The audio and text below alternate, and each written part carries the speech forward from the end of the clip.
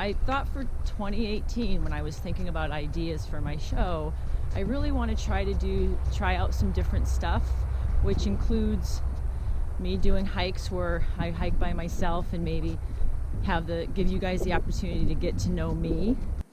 One of the things I hate when I start off with my serious voice.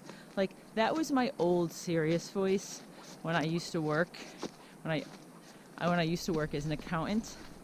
I actually led the financial department. Do you see that little nerdy move I did right there?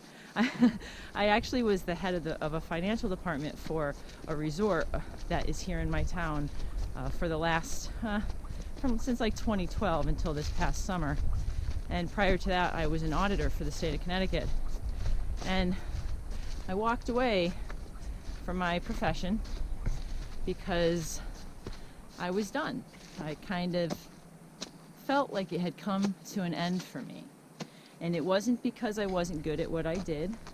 It wasn't because I didn't have a lot of respect in my profession or that I was underappreciated or anything like that.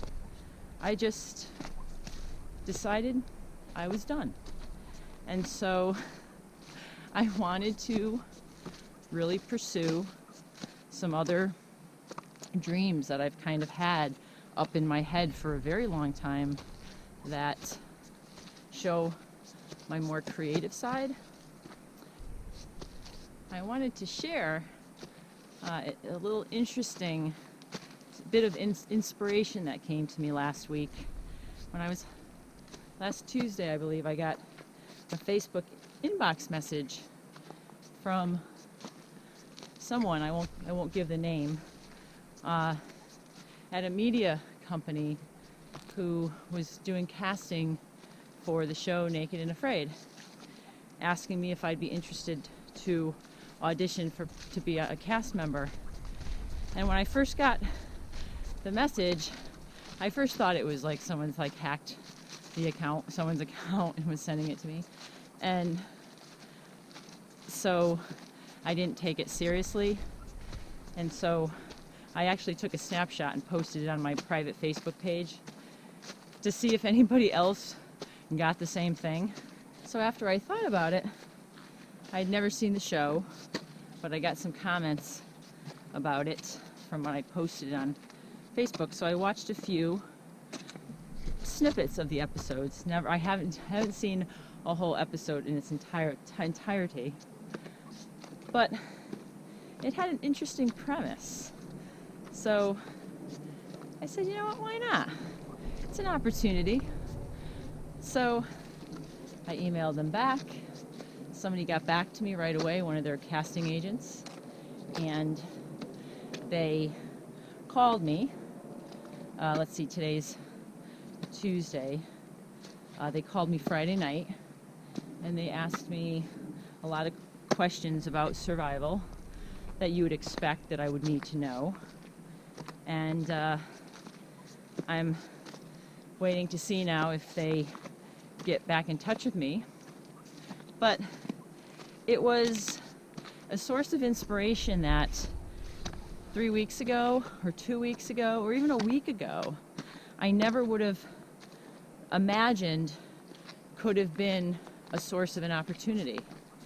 And it reminds me of a chapter that I read. My friend Alicia, who you've seen from some of my videos, she's in my Meet Alicia video and Beauty and the Bridge video. She gave me a book this Christmas that's called You Are a Badass, How to Release... I wish I could remember the name of it. You Are a Badass, How to Release Your Inner Badass, or something like that. And I will post, when I edit this video, I will post the actual name of the book and the author, because I feel terrible, but that's not that's not information that my brain retains.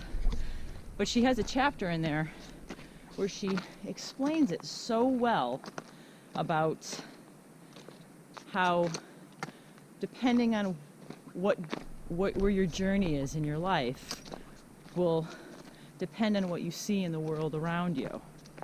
And she used a great example of looking around your room and picking out as many red things as you can, and then closing your eyes and trying to remember all the yellow things you saw while you were looking for those red things. And it's hard, right? Because you're not focusing on yellow, you're focusing on the red things in your room.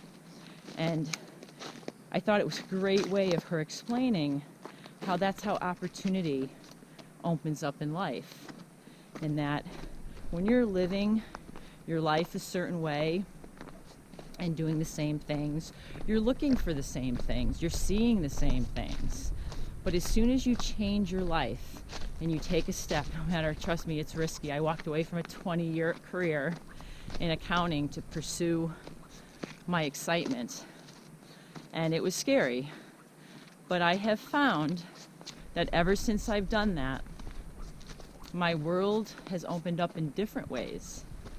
And I'm seeing things that I never saw before. I apologize to the author for not being able, for your book and your name not rolling off my tongue. But you did a great job describing that in that chapter.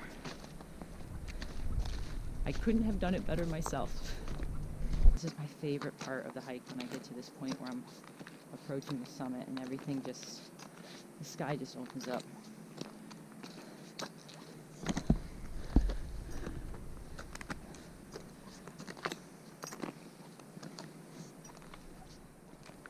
I'll finish that discussion later. I'm going to find my solitude.